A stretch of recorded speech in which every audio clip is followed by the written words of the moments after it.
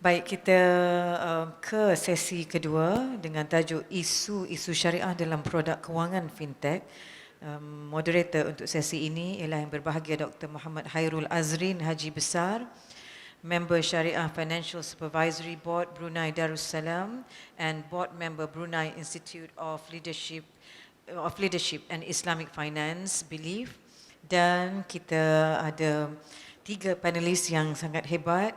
Pertama, Profesor Dr. Engku Rabiah Adawiyah Engku Ali, Institut Perbankan dan Kewangan Islam. Yang kedua, yang berbahagia Dr. Ahmad Sufian Cik Abdullah, Jabatan Syariah dan Pengurusan Akademi Pengajian Islam Universiti Melaya. Dan yang ketiga, yang berbahagia Encik Arham American, Ketua Syariah dan Tadbir Urus Bursa Suk As-Sila BSAS Bursa Malaysia Berhad. Dipersilakan.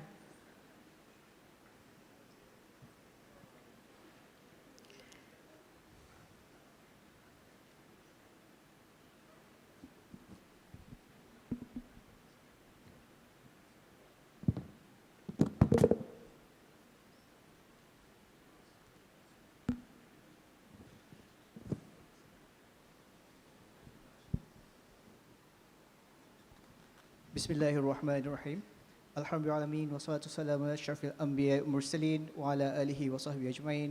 Rabbi shrah li sadri wa yassir li amri wahlul 'uqdatam min lisani yafqahu qawli. Yang berusaha penganjur majlis, sahib bersama mufti-mufti, cendekiawan-cendekiawan, hadirin dan hadirat yang dihormati. InsyaAllah bagi sesi ini kita akan cuba untuk mendapati masa mungkin untuk berakhir pada pukul 1.15 memandangkan waktu untuk makan tengah hari. Tapi insyaAllah pada hari ini kita akan mengupas isu-isu mengenai isu syariah dalam produk dan instrumen fintech. Pertama-tama terima kasih kepada penganjur akan atas kepercayaan untuk menyertai sesi ini. Bersama kita alhamdulillah diberikan kesempatan untuk bersama-sama mengupas dan memahami isu-isu terkini. Dan pada panel kali ini ialah disertai dengan ahli-ahli yang tidak asing dalam bidang kewangan Islam, terutamanya bersama dengan Prof. Engku Rabiah Adawiyah, Prof. daripada Institusi Perbankan dan Kewangan Islam, dan juga member kepada beberapa badan penasihat syariah di Malaysia, terutama Bank Negara Malaysia, Suruhanjaya Security Malaysia, Lembaga Perkhidmatan Kewangan Labuan, LOFSA. Bersama kita juga Dr. Ahmad Sufian daripada Jabatan Syariah dan Pengurusan Akademi Pengajian Islam Universiti Melaya. Beliau memperolehi PhD dalam bidang ekonomi dan perbankan daripada Universiti Yarmouk. Beliau juga adalah ahli jawatan kuasa syariah bagi beberapa institusi kewangan seperti CIMB Islamic, SME Bank dan juga Syariah Takaful Malaysia Berhad. Dan kita juga bertuah mendapat Encik Arham American, Ketua Syariah dan Tadbir Urus Bursa Suk As-Sila Malaysia. Beliau bertanggungjawab atas operasi produk syariah bagi Bursa Malaysia, terutama memastikan aspek pematuhan syariah. Dan apa yang menjadi kriteria utama sekarang, beliau ada membuat satu aplikasi untuk digital wallet, digital wasiat bagi aset digital yang mungkin akan dibincangkan hari ini. Jika kita balik kepada Cliff yang telah diadakan 2 hari lepas, kita telah mendengar mengenai perkembangan dalam bidang fintech, teknologi kewangan, di mana fintech bukanlah sekadar online banking ataupun web banking, internet banking, tapi fintech adalah lebih ke depan, menunjuk kepada teknologi dalam memberikan perkhidmatan dan produk kewangan yang memberikan jaringan yang lebih luas, terutama kepada pelanggan-pelanggan yang sebelum ini mungkin tidak termasuk dalam perbankan.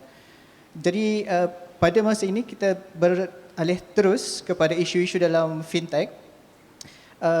Kita akan bermula dengan soalan kepada Profesor Engku Rabiah mengambil kira dengan perkembangan dalam fintech pada masa ini dan merujuk kepada peranan rasanya banyak daripada hadirin hadirat sekalian penasihat kewangan Islam. Apakah pandangan Prof mengenai kriteria dan isu-isu syariah yang mesti diteliti dalam pelaksanaan dan mengembangluaskan produk-produk fintech pada masa ini? Silakan Prof. Bismillahirrahmanirrahim. Alhamdulillahirabbil alamin. Wassalatu wassalamu ala Rasulillah wa ala alihi wa sahbihi ajmain. Assalamualaikum warahmatullahi taala wabarakatuh. Terima kasih saya ucapkan kepada Dr. Hairul di atas pengenalan yang telah diberikan. Jadi saya juga mengambil kira waktu yang sangat terhad. Jadi saya terus kepada cuba menjawab soalan yang telah diutarakan oleh Dr. Hairul tadi. Kalau kita lihat memang fintech ataupun financial technology merupakan suatu perkembangan yang mutakhir, yang terbaru dan sebenarnya dia memberikan suatu bentuk excitement lah ataupun keteujaan di dalam pasaran sebab dia selalu berkembang dan produk-produk yang terhasil pun macam menarik, mengujakan dan kita nampak ada potensi. Dan kalau kita lihat dari segi itu juga memang dari segi kepatuhan syariah, penasihat syariah perlu lebih peka dengan perkembangan semasa kerana produk-produk fintech ni secara umumnya dia bersifat agak kompleks dan nature aset-aset yang terlibat juga mungkin sukar difahami secara segera, perlukan pengamatan dan pengalisian yang terperinci.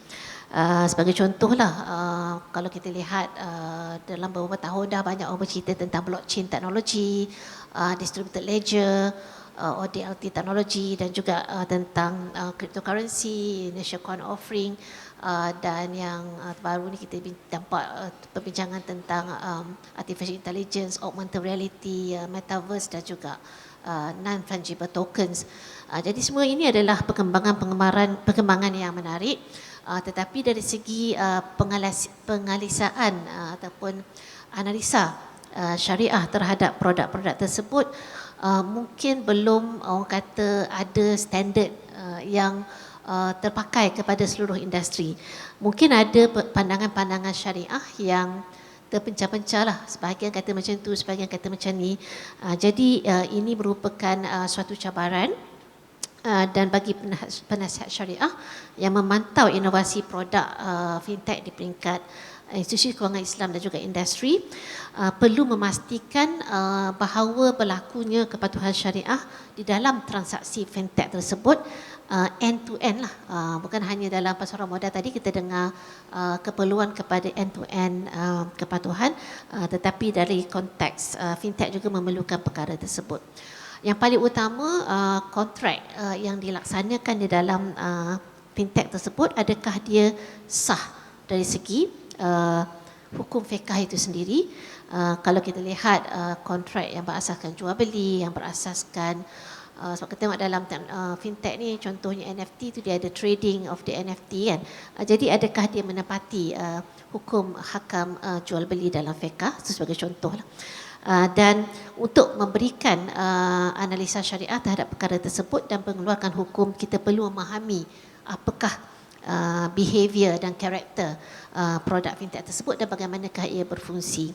Jadi secara umumnya mungkin sebelum saya menamatkan pandangan saya untuk sesi pertama ini adalah kita menilai fintech dari segi syariah itu satu dari segi hukum hakam, dari segi kepatuhan syariah.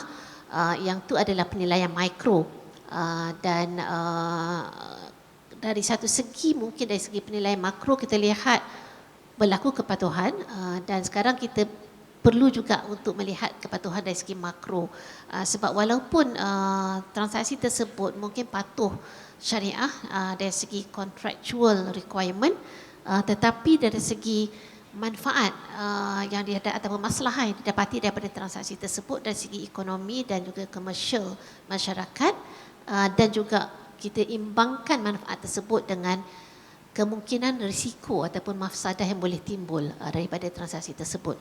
Jadi adakah transaksi tersebut boleh membawakan kemaslahatan ataupun sebenarnya boleh membawakan ketidakstabilan kepada the financial system.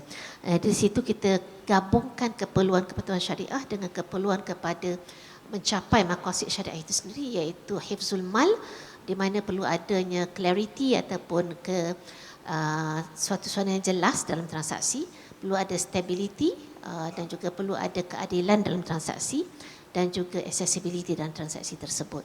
Jadi itulah perkara-perkara yang asas yang saya kira perlu diambil kira oleh penasihat syariah di dalam menangani inovasi fintech yang bertalu-talu pada ketika ini. Wallahu alam. Terima kasih Prof.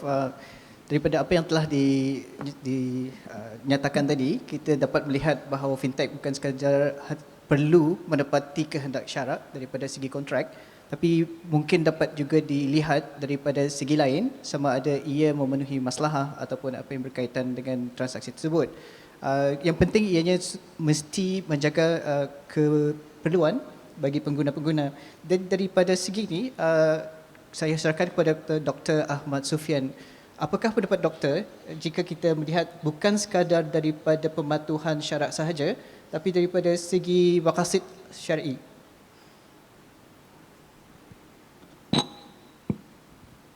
Bismillahirrahmanirrahim. Alhamdulillahirabbil alamin wassalatu wassalamu ala asyrafil anbiya wa mursalin wa alihi washabihi ajma'in, amma ba'd. Terima kasih kepada moderator Dr. Haidrul yang dimuliakan Prof. Engku Rabi'atul Adawiyah, yang dimuliakan Ustaz Arham, dan para masyayikh, asatizah, tuan guru semua. InsyaAllah pada berkenaan dengan persoalan yang dinyatakan, sebenarnya dalam kita memantau perkembangan fintech ini, ada beberapa isu yang saya nak highlightkan, terutama bagi yang boleh sama-sama kita bincang di kalangan penasihat syariah. Terutama apabila dia melibatkan fintech, kebanyakan transaksi yang berlaku di luar daripada akad yang kita kenal sebagai akad musamma, kan? Kadang-kadang dia akad yang kita tak tahu apa musammanya dan namanya, nominate contract tak tahu. Nak kata qard bukan macam qard, nak kata wakalah tak macam wakalah, kan? Jadi kalau bank negara dia suka sangat takif, kan? Ada je transaksi yang tak ada takif, susah nak lepas produk. Maaflah orang bank negara. Tapi apa pun, takif itu penting untuk kita memastikan kesan kontrak, kan. Cuma apabila melibatkan fintech, kadang-kadang terlibat combination beberapa akad utama dalam fiqh muamalat, kan. Combination. Jadi combination ini menyebabkan kita sukar untuk menentukan akad apa yang sebenar berlaku dan implikasi akad yang berlaku. Dalam kaedah syarak ada beberapa kaedah yang diberikan oleh para fuqaha dalam menilai akad, dalam proses kita nak menilai akad. Contohnya dalam kaedah fiqhiyah, yughtafaru fil maqasid yughtafaru fil wasail ma la yughtafaru fil maqasid, yughtafaru fit tabi' ma la yughtafaru fil matbu', kan. Kaedah ini sangat penting untuk kita menilai akad-akad yang struktur yang baru. Kerana apa? Kerana kita kena menilai struktur itu apakah objektif sebenar akad berlaku, kan? Apabila kita strukturkan akad, maka akad mana yang lebih menonjol dari aspek kesannya, yang lain-lain mungkin menjadi tabi', kan? Kita banyak bincang isu dulu bank negara pernah anjurkan kita wacana forum tentang sesuatu akad-akad yang sebenarnya dia tabi' sahaja, kan? Dia tabi' sahaja, dia bukannya maksud akad. So kadang-kadang akad-akad yang tabi' ini kita tak boleh ambil kira dalam konteks untuk melihat kesan akad. Contoh macam Bitcoin, kan. Bitcoin pada asasnya dibuat untuk dijadikan mata wang, cryptocurrency, kan. Tetapi dari aspek penggunaannya, dari aspek dia asalnya dibuat untuk menggantikan duit, wang fiat, kan.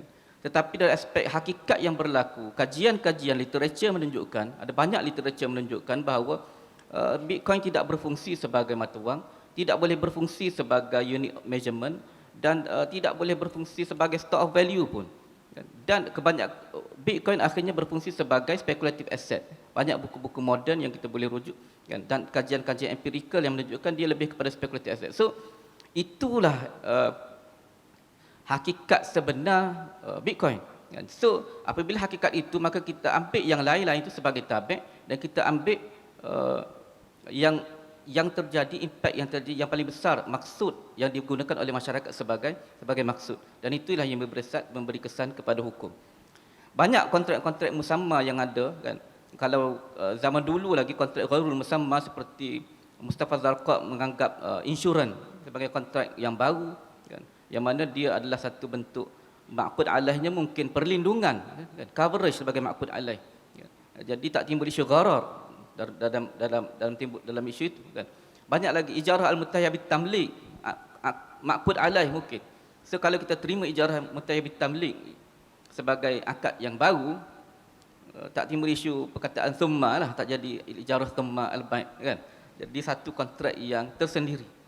Nah, dulu ada cadangan nak kata apa, preferential sebagai kontrak yang baru, semacam-macam lagi. Sama juga dalam fintech pun, apabila dalam fintech terdapat kombinasi akad dan kesan sebenar akad tersebut, kita dapat lihat yang paling besar, maka itulah yang kita boleh ambil, dan yang lain-lain mungkin boleh dianggap sebagai tabi'. Walau bagaimanapun, apabila melibatkan industri kewangan, kan, kadang-kadang yang tabi' itu sebenarnya dia nak, kan, so dia structure kan nampak macam tabi', tetapi yang tabi' itu dia nak. So perkara-perkara itu pun perlu diambil kira lah oleh para penasihat syariah dan para pengamal syariah dalam kewangan Islam. So, dan yang keduanya, dalam aspek maqasid syariah, kita juga kena melihat kepada implikasi makro terhadap keputusan fatwa ataupun keputusan syariah yang kita keluarkan. Seperti mana yang disebutkan oleh pembentang dalam sesi pertama, Prof Engku pun sebut, kan, isu makro adalah isu implikasi kepada keputusan itu, kan. Kadang-kadang kita membuat fatwa, kita lihat kepada perkara itu saja, macam Prof Ashraf sebut tadi, isu berkenaan dengan leverage emas. Secara strukturnya boleh jadi harus, kan, tetapi bila melibatkan risiko kepada masyarakat, akhirnya perkara itu juga yang perlu dilihat dalam pengeluaran fatwa. Begitu juga dengan contohnya dan selain daripada itu, saya juga nak highlightkan isu tentang bagaimana kita melihat perkara kitab, fakta-fakta dalam kitab-kitab yang lepas dalam dimensi yang baru. Dalam dimensi yang baru. Saya ambil contoh isu Bitcoin, kan, mungkin Ustaz Arham akan lebih sentuh tentang cryptocurrency. Walaupun dari aspek Sudah Security menganggap dia sebagai digital asset, kan, dan bila digital asset dia bukan mata wang, so adakah Bitcoin itu setelah dia tidak berfungsi sebagai mata wang, adakah kita boleh biarkan dia sebagai bukan item yang barang yang bukan ribawi, kan? Adakah semestinya bila dia bukan mata wang, dia bukan barang yang ribawi? Sedangkan kalau kita tengok dalam hadis, terdapat item-item makanan yang dianggap sebagai barang ribawi juga, kan? Tapi kalau kita rujuk kepada kitab-kitab fiqh, dia akan ada dua illah saja, kan? Iaitu illah mata wang dan illah makanan, kan? Jadi walau bagaimanapun, kalau kita baca kitab-kitab klasik, kan, kita baca secara istiqra', kan, mungkin sahabat-sahabat yang pernah join pengajian kitab bidayah dengan asas dulu, kan, saya selalu sebut istiqra' terhadap barang-barang makanan itu, dia bukan sekadar makanan, dia adalah sesuatu yang digunakan juga oleh masyarakat dahulu sebagai alat tukaran, dan dia berlega sebagai alat tukaran sebab pada masa itu sistem jual beli ada sistem barter juga, kan? Jadi dia bukan sekadar itu. Sebab itu tukar gandum dengan gandum dia boleh jadi riba, kan? So kalau begitulah kaedahnya, mungkinlah kita boleh kaji sama ada penukaran di antara sesama cryptocurrency yang kita katakan dia bukan wang itu, adakah dia boleh menjadi riba atau tak? Sebab dari sudut maqasid, kalau kita biarkan kita kata kripto sebagai aset tanpa kita menilai sama ada diribawi atau kalau Bitcoin ditukar sesama Bitcoin sendiri, kan? So adakah kalau kita kata tak ribawi, maka kita boleh tukarkan dengan jumlah yang berbeza, kan? So kalau dia bukan ribawi, langsung dia tak ada masalah pun nak tukar, sama ada dengan lebih, nak buat qard jarrah naf'an pun tak kisah, nak buat interest pun tak ada masalah. So perkara-perkara itu juga yang perlu dilihat, tapi kita kena beranilah sikit dalam membuat kajian, terutama apabila kita mengeluarkan ihdas qaul salis, kan, dalam usul fiqh, kan. Tak adalah kita nak kata mula qaul salis pun, kita ambil pendekatan fuqaha terdahulu. Dalam perbincangan mazhab Syafi'i tentang fulus contohnya, Maqrizi tulis panjang lebar dalam risalah tentang An-Nuqud Al-Islamiyah, kan. So perbincangan itu dah ada dari kitab-kitab klasik. Tetapi bagaimana kita nak tackle isu tersebut dalam konteks maqasid. So kita kena tengok apakah yang terhasil pada akhirnya. So saya untuk sesi pertama ini saya rasa cukuplah sekadar itu. sekadar perbincangan. Kalau ada mungkin idea daripada sahabat nanti boleh kita buka Q&A. Allah alam. Terima kasih Dr. Sufian. Daripada rumusan yang diberikan tadi, kalau kita melihat kepada fintech ataupun perkara-perkara seperti cryptocurrency, mungkin bukan sekadar ada pematuhan syar'i pada kontrak yang kita halusi, tapi kita juga harus melihat kepada perkara-perkara makro, terutama macam mana benefit ataupun penerimaan yang akan diterima oleh pelanggan-pelanggan kemudian. Mungkin kita beralih dulu daripada perbincangan mengenai cryptocurrency, berbalik kepada Ustaz Arham.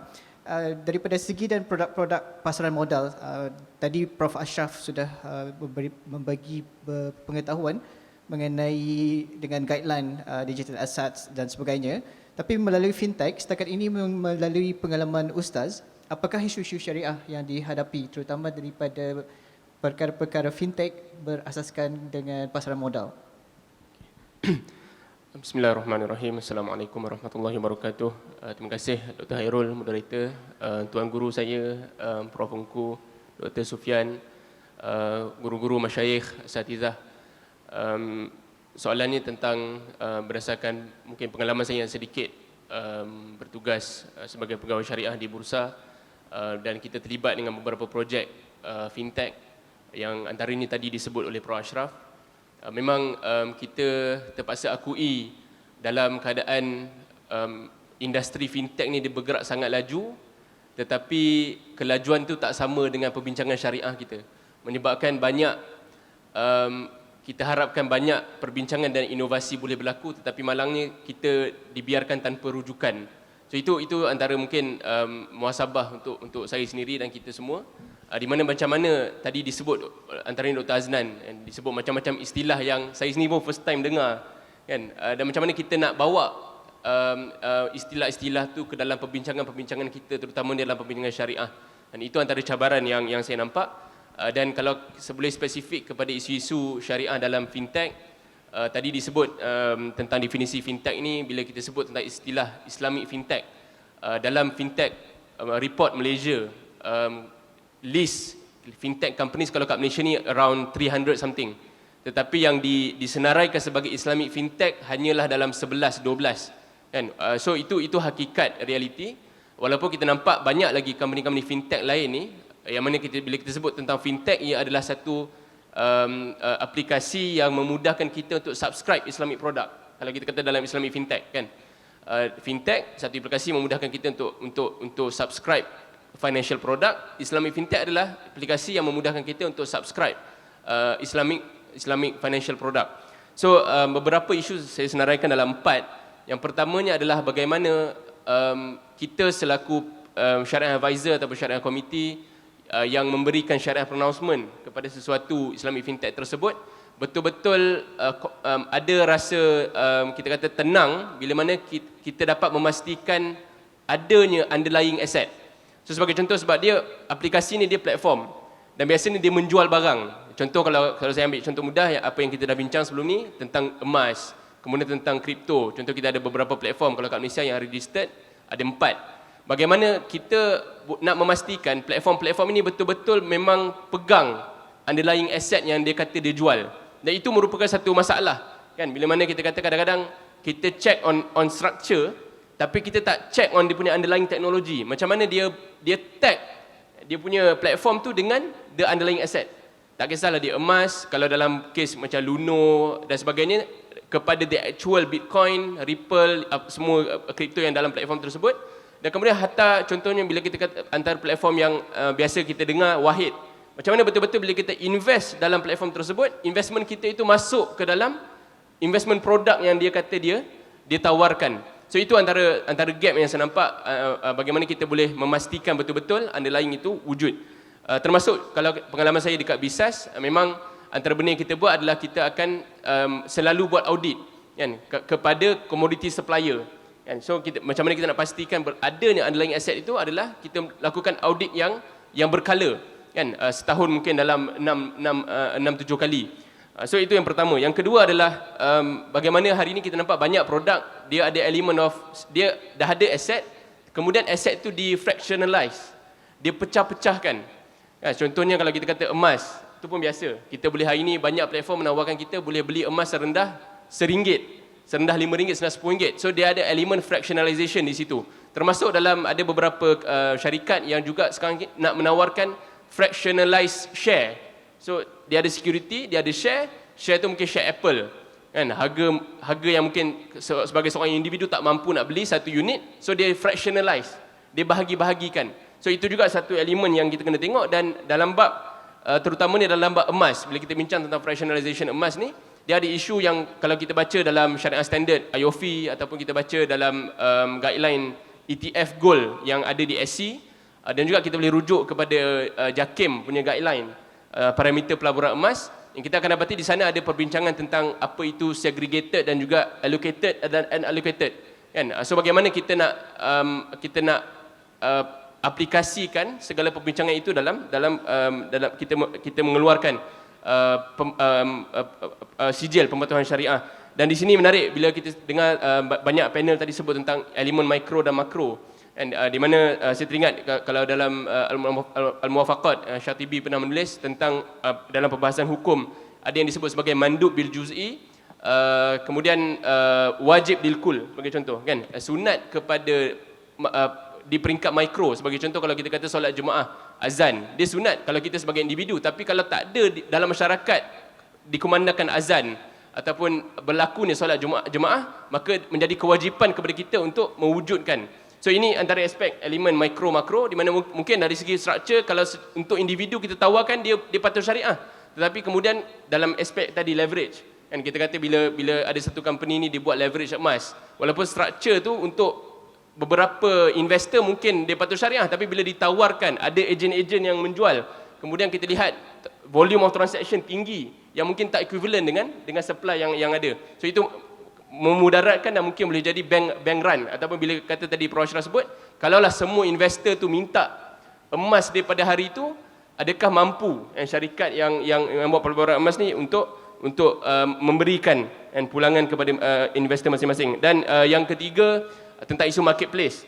Marketplace banyak fintech company sini dia main game marketplace. Dia buat satu platform, kemudian dia dapatkan subscriber seramai mungkin dengan harapan dia boleh upsell produk-produk lain, dan kemudian dia nak jadi marketplace.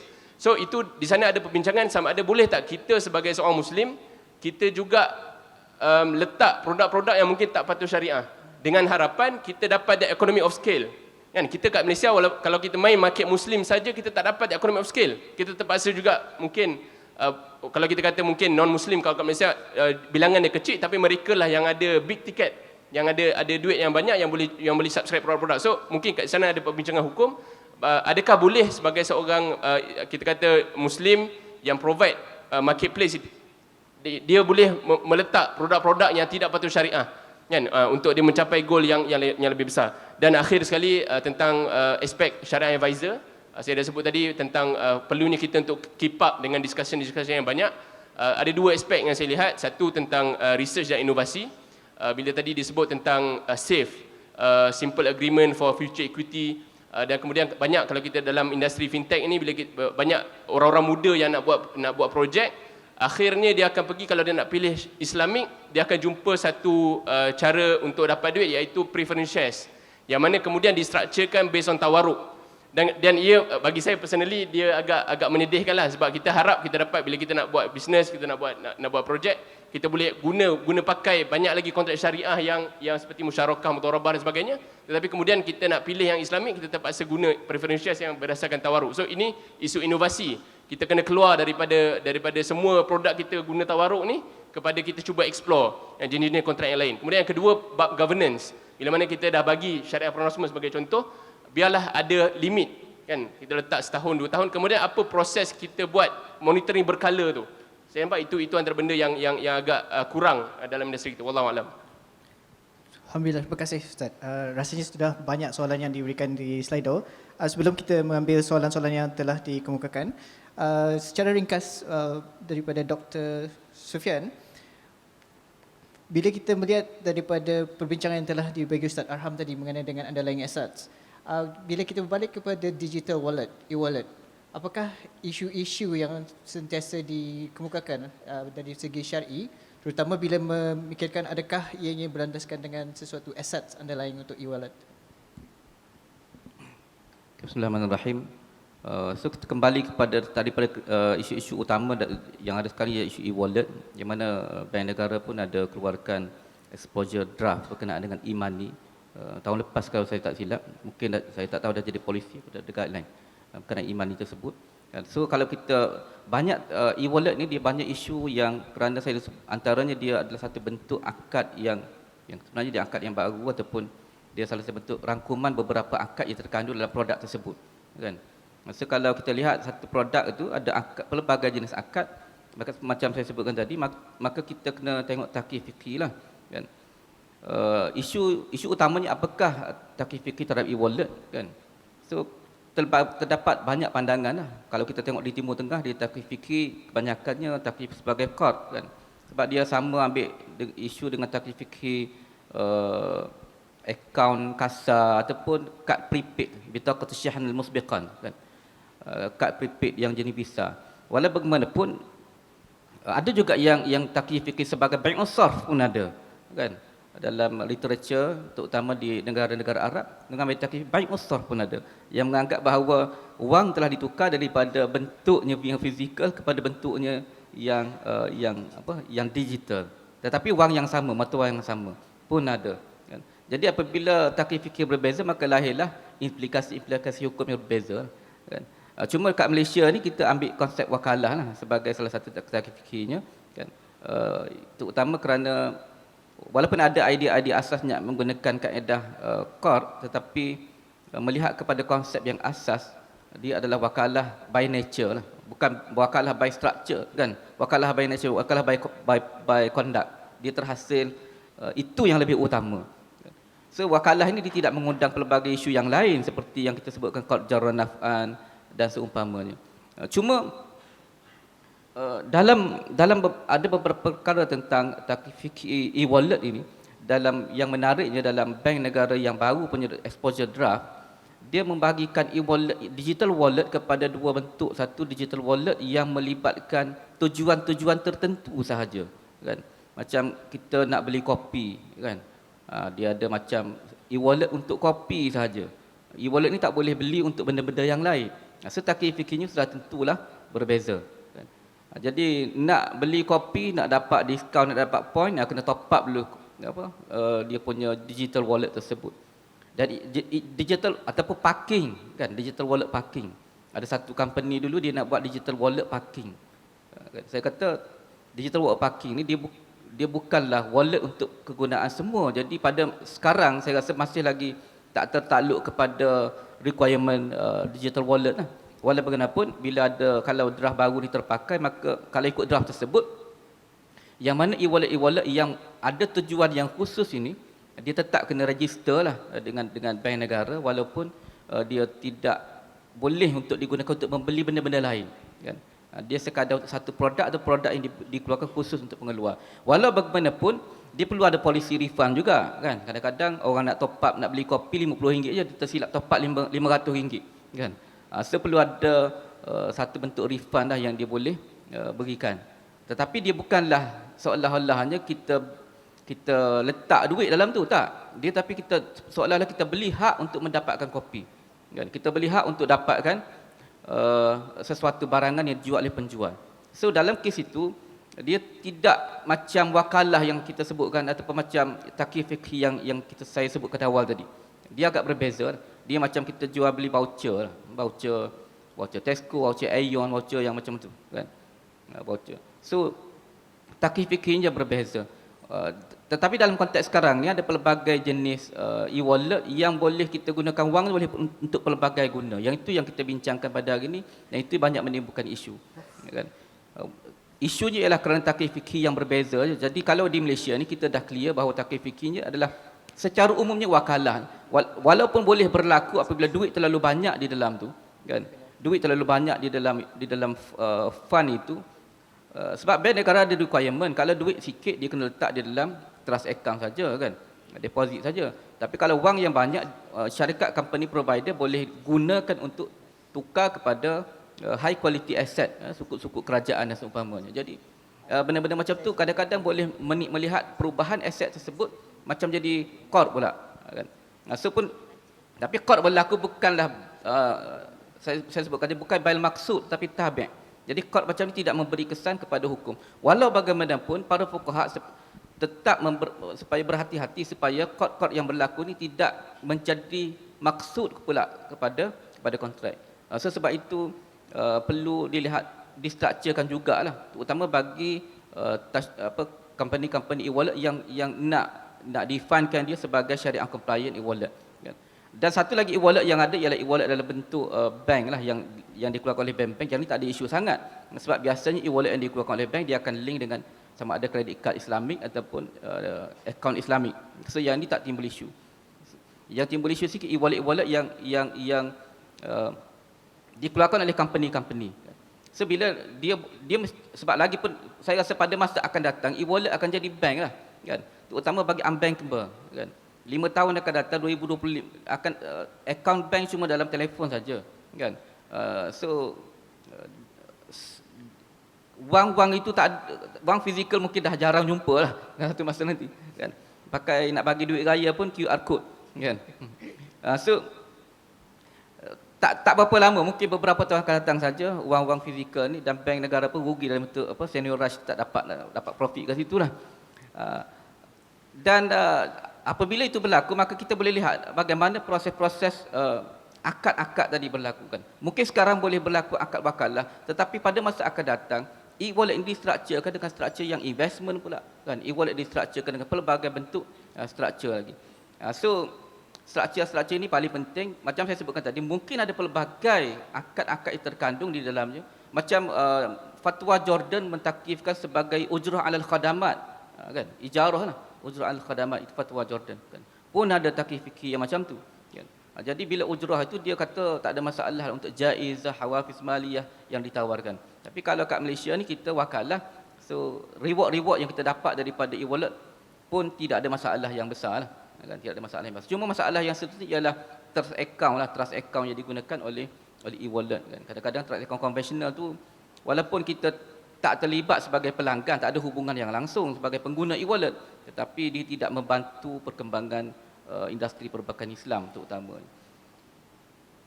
So itu sajalah saya rasa mungkin ada pelbagai isu lagi.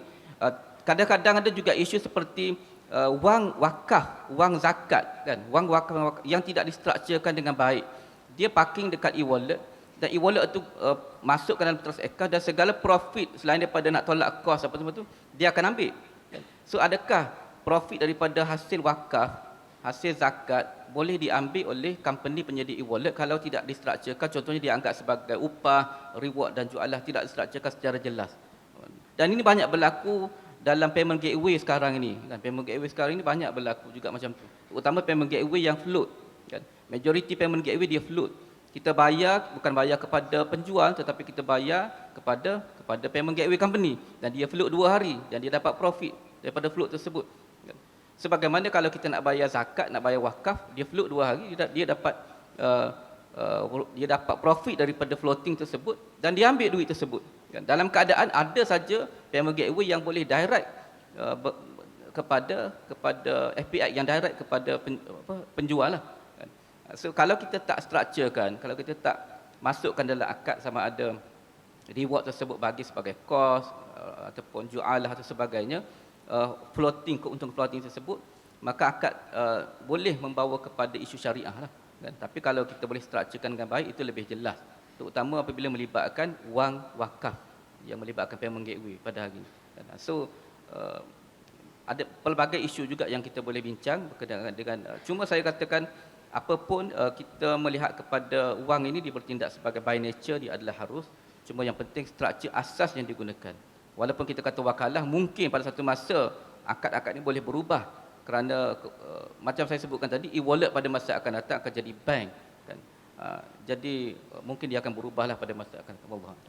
Terima kasih Dr. Sufian. Mungkin kita akan mengambil soalan daripada Slido. Soalan yang pertama adalah, bolehkah penyedia platform P2P yang bertindak sebagai perantara transaksi boleh mengenakan penalti lewat bayar tertentu melebihi peratusan yang dibenarkan? Saya bukakan pada ahli panel untuk menjawab.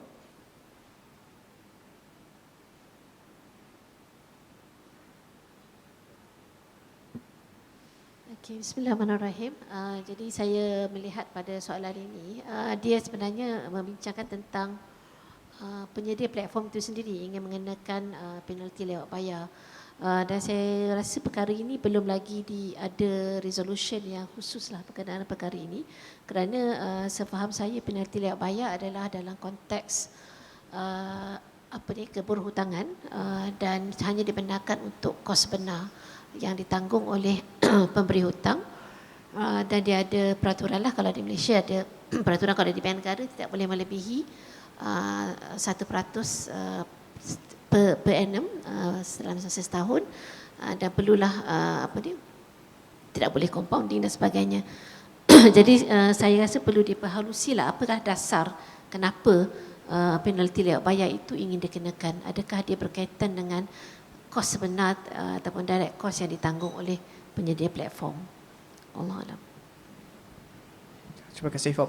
Maksudnya jika dikira pada penalti lewat tersebut, adakah asalnya untuk kepada pembayaran tersebut ataupun ianya adalah penalti untuk kos-kos tertentu yang dikenakan kepada platform penyediaan platform P2P? Rasanya ada soalan yang kedua mengenai dengan cryptocurrency. Apakah penilaian syariah secara makro dalam isu cryptocurrency memandangkan nilainya yang boleh berubah dengan begitu drastik? Mungkin cryptocurrency ianya terserah kepada penilaian market sendiri, jadi penilaiannya akan berubah dalam daily ataupun setiap sejam atau minit kan. Apakah penilaian secara makro dalam isu tersebut?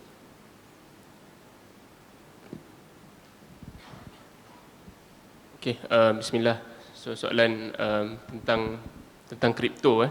Saya mungkin boleh ambil kesempatan ini untuk juga ulas sedikit sebanyak tentang kripto, dan kemudian mungkin kalau ada peluang masuk sedikit tentang NFTs.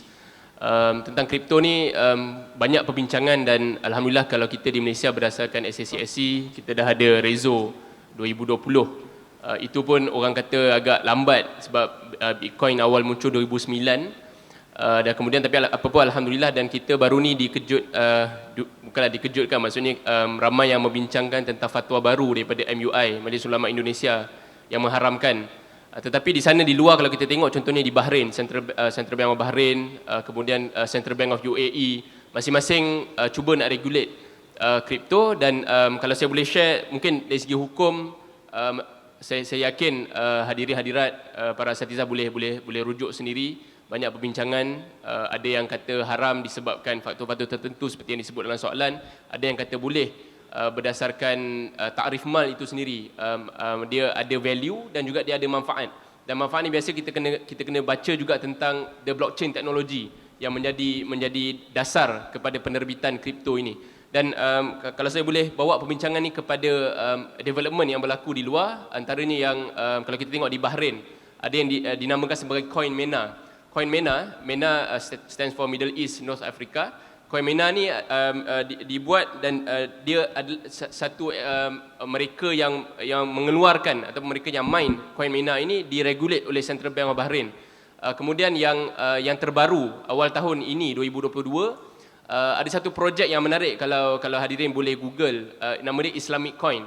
Islamic Coin yang diberi fatwa antara yang terawal kripto patuh syariah, dan antara yang memberikan fatwa tersebut adalah Syekh Nizam Yaqubi, seorang tokoh yang kita semua kenal. Dan menarik kalau kita baca dalam syariah pronouncement itu disebut bagaimana ada beberapa ciri-ciri yang membezakan kripto Islamic Coin ini dengan kripto-kripto yang lain yang wujud dekat dunia ini. Antaranya adalah ada prosedur untuk memastikan mining ataupun the minting of the crypto itu energy efficient. Kerana ini adalah salah satu masalah bila kita main kripto, dia mereka yang memperjuangkan isu alam sekitar akan marah. Sebab setiap kali mereka main kripto ni, dia akan make use of huge amount of electricity. So dalam fatwa ni menarik kita sebut bagaimana Islamic Coin ini dia telah ada prosedur khas yang diwujudkan supaya mining tu berlaku secara energy efficient. Kemudian yang kedua adalah 10% daripada issued coin akan disalurkan kepada wakafan, dan wakafan ini projek mana hasil itu akan diberikan mereka yang mempunyai koin ini ada kuasa voting rights untuk menentukan projek mana yang hasil wakaf ini akan disalurkan. Yang ketiga, disebut juga tentang bagaimana tanggungjawab mereka yang pegang kripto Islamic coin ini perlu membayar zakat. Itu disebut dalam syariat Rasulullah. Dan akhir sekali adalah elemen security. So di sini ada 5 orang, ada 5 ilmuwan yang menandatangani syariat Rasulullah ini. Mereka kata mereka telah melihat kepada proof of concept dan sebagainya, dan mereka telah dengan rasa senang hati, mereka percaya kepada security system, dan mereka juga mencadangkan supaya adanya validation yang berkala untuk memastikan security itu kuat, kan. Dan itu kalau kita bincang bab kripto lah, kan. Dan menarik kalau kita tengok, saya suka quote satu kata-kata Syekh Ali Quradari yang mengatakan bahawa walaupun banyak hukum-hukum tentang kripto ini, yang paling penting adalah umat Islam mengambil manfaat daripada teknologi blockchain, kan. Kerana daripada teknologi inilah akhirnya yang, kalau saya boleh masuk sedikit tentang NFT yang mengguna pakai teknologi yang sama dengan kripto. Cuma bezanya kalau kripto ni dia ada dia punya had, kan. Kalau contoh Bitcoin 21 million, kan. Beza dengan NFT, dia ni bila disebut non fungible tokens, dia ni hanya satu je wujud, kan. Kalau kita kata for that specific NFTs, dia akan ada satu yang dia tak ada yang serupa dengan dia, kan. Sebab tu disebut sebagai non fungible. Dan di sini menarik sebab NFT ni kalau kita dekat Malaysia, saya rasa ramai terutamanya yang muda-muda. Dan kalau boleh saya kongsikan, mungkin ada slide sedikit gambar lah, untuk sebab kalau bincang secara terawang ni kita tak nampak. So banyak aplikasi ataupun diguna pakai NFT yang mana dibincangkan. Dulunya NFT ni kita tahu dia bermula dengan collectibles. Kita ada contoh dulu, mungkin ada antara kita yang hobinya mengumpulkan stamp, kan. So stamp itu kemudian sifat mengumpulkan benda ni adalah satu sifat naluri manusia, kan, yang mungkin ada dalam kalangan kita, yang kemudian diterjemahkan dalam aspek digital. So kat situlah bermulanya orang buat NFT sebagai satu digital collectibles. So dia bolehlah simpan stamp dalam bentuk digital pula, sebagai contoh mudah. So kemudian dibincangkan dari masa ke semasa bagaimana nak memberikan utility. So aspek utility iaitu aspek adanya keperluan, sama ada dia ni mendatangkan benefit, mendatangkan manfaat. Dan itulah pun kalau kita baca takrif mal, kan, dia adalah ada value dan juga dia memberi manfaat yang bertepatan dengan uruf, kan. So utility, kalau kita tengok dalam perbincangan NFT, di mana dibincangkan bagaimana NFT yang diterbitkan yang daripada sebelum ini sampailah ke akan datang, dia nak embed ataupun dia nak pastikan setiap NFT yang diterbitkan itu ada elemen utility, ada kegunaan dia, sama ada dia memberi manfaat ataupun dia menyelesaikan masalah, kan. So kalau saya boleh share dalam gambar tadi, so ni salah satu projek yang dinamakan sebagai Sandbox. Sandbox ni adalah satu disebut sebagai virtual gaming, yang mana mereka berhasrat untuk kemudiannya akhirnya buat satu metaverse. So kalau kita tengok dalam Sandbox ni, kat sini ada satu figure avatar. So avatar inilah, kalau dalam konteks kita bincang NFT, inilah NFT-nya. So siapa-siapa yang ada kebijakan ataupun dia mampu untuk mine, dia mampu untuk mint, dia boleh mint dia punya own avatar, yang mana kemudian bila dia main, avatar itu boleh dijual. So kalau boleh buka next slide. Okay. Selain daripada penjualan avatar itu sebagai NFT, dia juga dalam Sandbox ni juga dia menawarkan penjualan, kita panggil sebagai digital real estate. So kalau kita tengok kat sini public land sale, land tu nama real estate untuk Sandbox. So dia ada banyak, kalau boleh buka next slide. So ini dia akan petakan, kan, plot tanah mana digitally kita nak beli, kan. So itu antara cara yang mereka buat keuntungan. Kemudian seterusnya, so ni kalau tengok the whole map.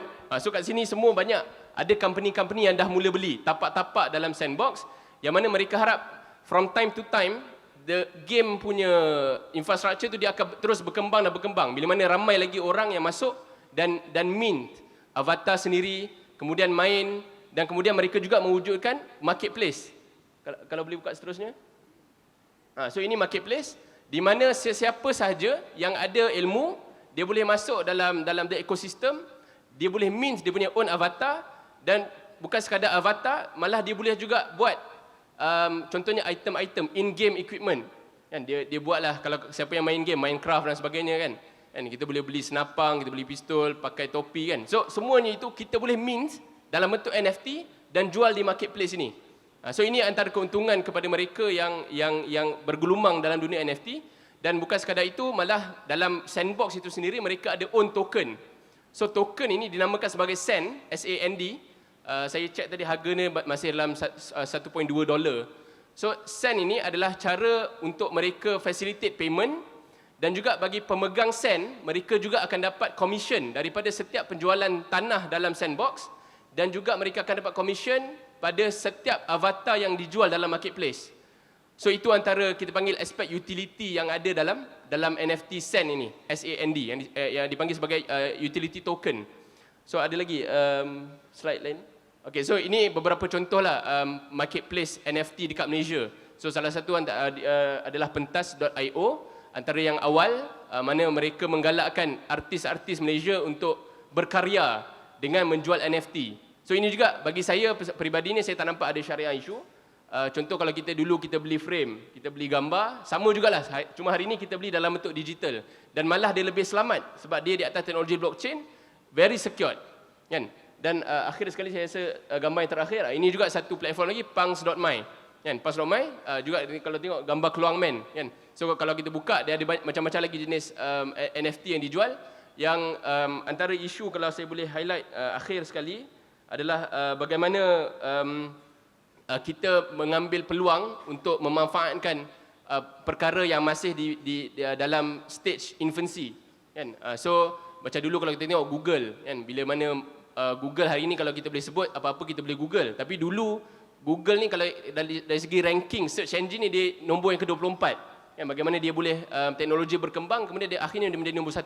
So sama juga saya nampak dalam perkembangan NFT ni, hari ni siapa yang masuk sekarang ni dia ada peluang insya-Allah yang cerah masa depan. Kan? Dan cuma di sini ada beberapa isu, antaranya bila mana kalau kita tengok NFT ataupun even token utility ni, dia dibuat dalam bentuk yang mesra budak-budak, mesra kanak-kanak. Kan, mereka main game yang biasa, tapi dalam masa yang sama mereka juga generate duit. Di sana mungkin ada perbincangan tentang ahliyah, dan bagaimana kita membenarkan mereka yang masih umurnya tidak sampai tahap ar-rushd, seperti disebut surah An-Nisa ayat 6, dan bagaimana kita Allah sebut wabtalul yatama hatta idza balagun nikah fa in anastum minhum rusydan fadfa'u ilaihim amwalahum. Dan bagaimana kita nak bagi duit kepada, disebut dalam konteks ni, anak yatim, kita perlu uji mereka sampailah mereka sampai umur yang boleh berkahwin. Kemudian barulah kalau kita tenang dengan cara mereka uruskan duit, barulah kita boleh bagi. So kat sini ada perbincangan bagaimana kita nak memberi hukum kepada budak-budak ataupun kanak-kanak yang bermain dalam ruang lega NFT metaverse ini, ahliyah itu. Kan? Apa mungkin takkif yang boleh diberikan dan apa panduan syariah lah. Kan? Ramai yang hari ini tanya apa panduan syariah untuk NFT. So setakat saya tengok perbincangan-perbincangan yang ada, banyak yang memberikan panduan. Sebagai contoh, bila kita buat avatar ataupun kita buat NFT itu, pastikan dia tidaklah satu image yang mungkin merosakkan agama, ataupun satu image yang mungkin kalau kita kata pornografi, kan, dia tidak menjurus ke situ. So itulah panduan umum yang saya nampak ada beberapa scholars yang keluarkan, tetapi mungkin kita boleh mula, kan, berdasarkan perbincangan hari ini, untuk mula explore, kan, dunia NFT dan juga kemudiannya metaverse lah yang akan menjadi basis. Kemudian orang start bincang hari ini Web3, kan. Itu satu perbincangan yang akan datang insya-Allah. Wallahu a'lam. Terima kasih Ustaz. Mungkin untuk terakhir minta pandangan daripada Prof Engku mengenai dengan NFT, jika ia dijadikan sebagai salah satu digital asset, apakah isu ataupun pandangan daripada segi kewangan syariah bagi NFT? Terima kasih Dr. Hairul dan juga Ustaz Arham menimbulkan NFT. Saya sendiri pun secara jujurnya memang mula-mula dengar pasal NFT ni macam apa benda NFT ni. Jadi kalau kita tengok di NFT tu non-fungible token. Jadi dia dipanggil sebagai non-fungible, maksudnya dia bukan misliat lah. Kalau kita tengok cryptocurrency ni misliat. Dia sama, dia macam duit lah. RM1, semua RM1 tu sama.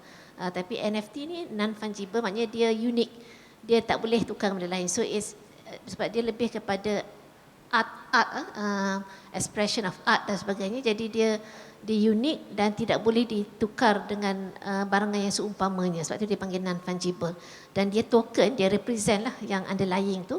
Tadi Ustaz Arham cerita tentang sandbox kan. Kalau saya baca secara umum, secara rambang tu, dia kata asal-asal the first, yang pertama NFT tu adalah klip video. Seorang ni dia ada klip video, yang wife dia buat klip video. Dia letakkan klip video tu ke dalam blockchain dan dia jadi token dan dia jual kepada kawan dia dengan harga $14. Jadi itu the first, orang kata dia panggil, dia gelarkan ni sebagai digitized video lah kan, dan dia dapat jual. Tapi itu masa mula-mula lah. Tetapi kalau kita lihat perkembangan selepas tu, dia memang perkembangan NFT ni berlaku 2020, 2021 dan hingga sekarang lah, di mana dia memang meningkat dengan mendadak, lebih daripada 17 bilion pada tahun 2021 berbanding dengan hanya 82 million pada tahun 2020, dan dijangka pada hujung tahun ni 2022 total jualan NFT globally adalah boleh mencapai $90 billion. Jadi kita tengok it's a huge sum lah. Kalau nak banding dengan kripto, mungkin dia dah wallahualam lah melebihi, dan itu menyebabkan interest orang sangat tinggi lah.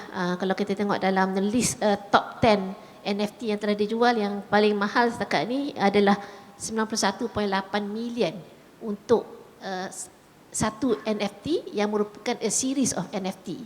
Dan orang minat sebab digital artist dia tu adalah Park yang memang terkenal, dan series of NFT ni ada dalam 312 share unit dalam series dia.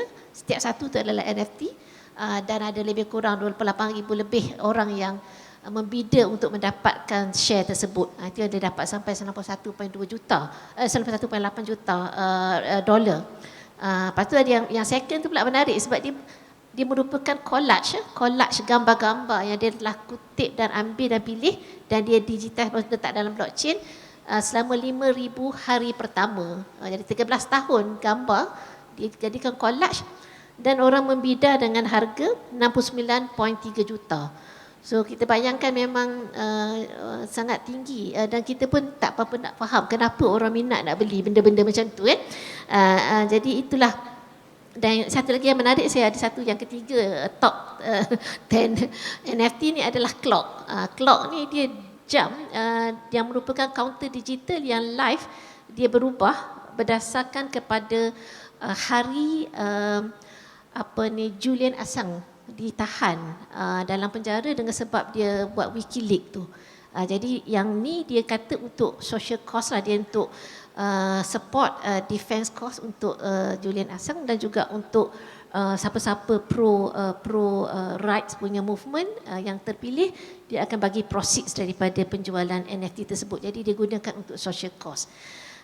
Dan itu boleh setakat ni dah sampai kepada equivalent of 52.7 juta dolar. Jadi memang macam itulah. Dan yang lain-lain tu lebih kepada CryptoPunk. Saya disebut pasal Punk Malaysia, yang global ni banyaklah.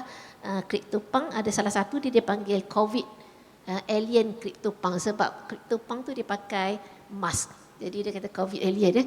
Yang tu pun boleh dapat 11.75 million ringgit bila dia million dollar bila dijual.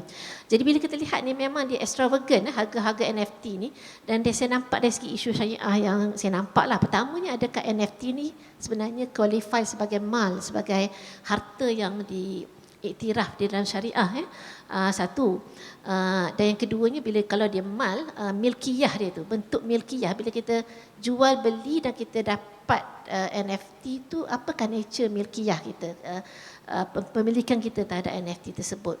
Jadi dalam konteks ni saya nampak ada beberapa isu lah, terutamanya dari segi maliyah tu kena tengoklah apa yang dia represent, yang tadi yang disebut oleh Ustaz Arham tidak represent sesuatu yang dilarang oleh syarak dan sebagainya.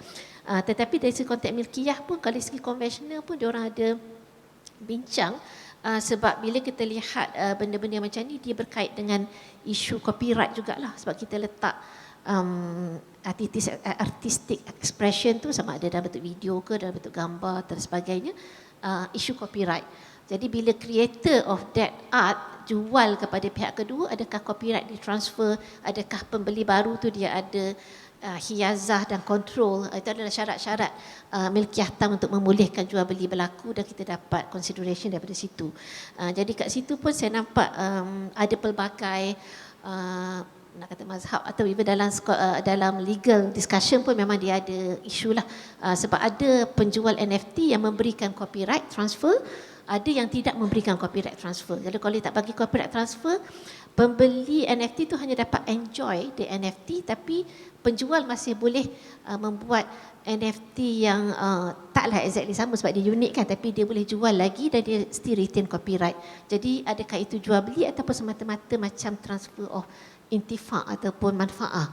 Jadi itu beberapa isu syariah yang saya rasa perlu diperhalusi lah.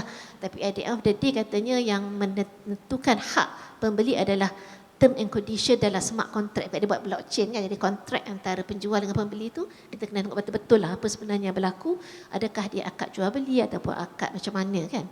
Jadi walaupun nampak macam very innocent NFT ni, budak-budak pun boleh participate, tapi mungkin ada beberapa isu yang perlu diperhalusi sekiranya kita nak menentukan boleh atau tidak. Dan kalau saya tengok juga beberapa analisa syariah terhadap NFT ni, dia ada juga timbulkan isu-isu lain lah di samping isu maliyah, isu milkiyah. Tapi isu yang lain adalah maqasid ataupun maksud manfaat itu sendiri, adakah termasuk dalam bentuk extravagant ataupun tabzir lah, sebab orang boleh berbelanja bermilion-milion untuk dapatkan NFT tu. Kadang NFT tu gambar pang je, pakai bandana lain harga, pakai headband lain harga. So there's a demand for that. Tapi adakah dia macam satu bentuk cult ataupun satu, wallahu alam. Jadi adakah dari segi priority, dari segi aulawiyat syariah tu, dari segi maqasid tu adalah dia sesuatu benda yang bagus ataupun tidak. Jadi saya nampak dia boleh jadi sesuatu yang boleh dimanfaatkan dengan baik kalau kita propagate NFT yang membawa nilai-nilai yang baik. Tapi kalau yang orang kata masuk kategori lara dan sebagainya tu, wallahu alam, adakah kita memberikan suatu bentuk gaya fikir generasi baru yang very gamish dan tidak berada di dunia nyata tetapi lebih hidup di dalam dunia maya.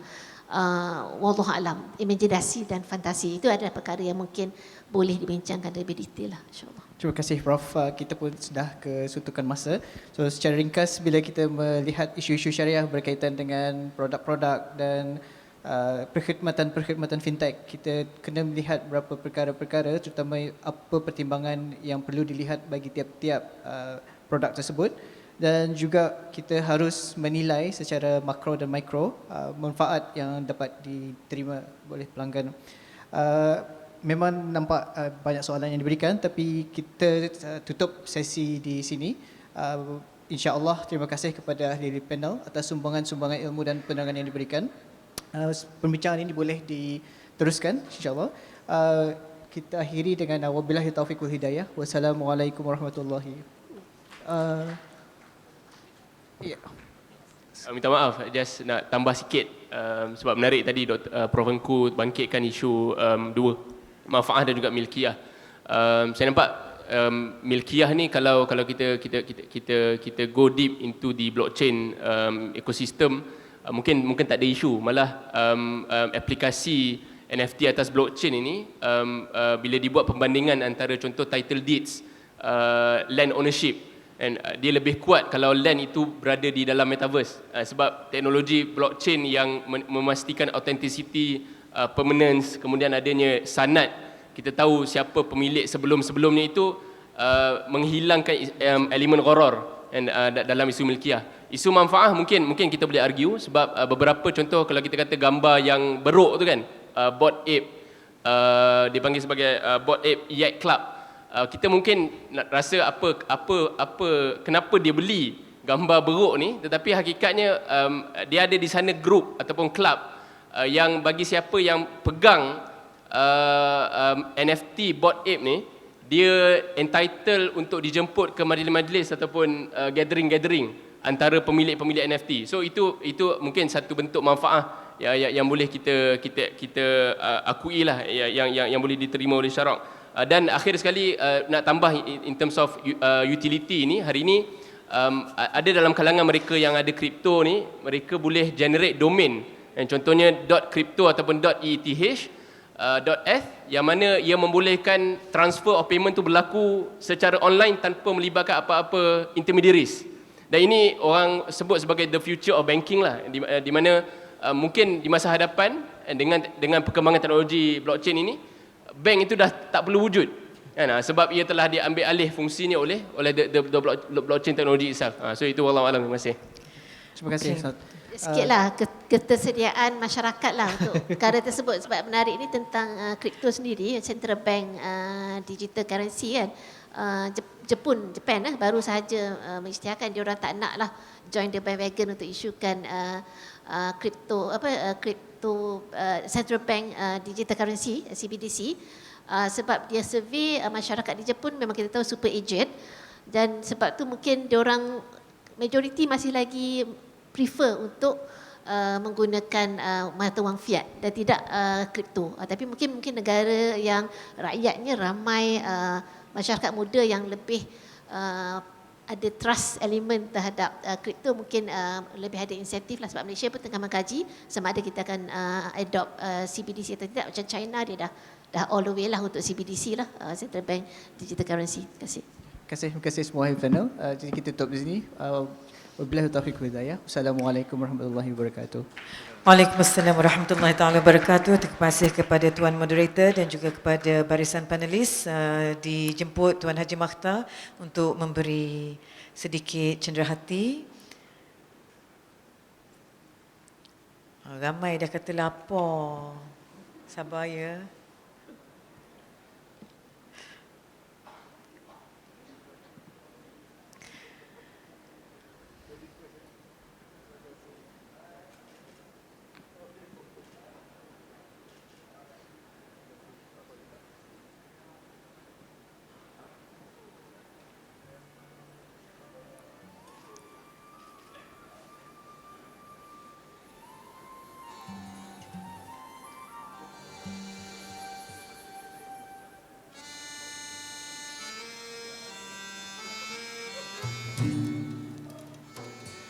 Satu tepukan untuk moderator dan panelis kita. Okey, kita berhenti rehat untuk makan dan solat zuhur dan kita bertemu semula di ruang ini pada pukul 2.30. Jangan lupa kita ada kuis dan juga cabutan bertuah. Siapa yang masuk awal akan dapat, dan jawapan yang dengan betul insya-Allah akan mendapat 4 buku bernilai RM400. Dengan itu, wabillahi taufiq wassalamualaikum warahmatullahi taala wabarakatuh.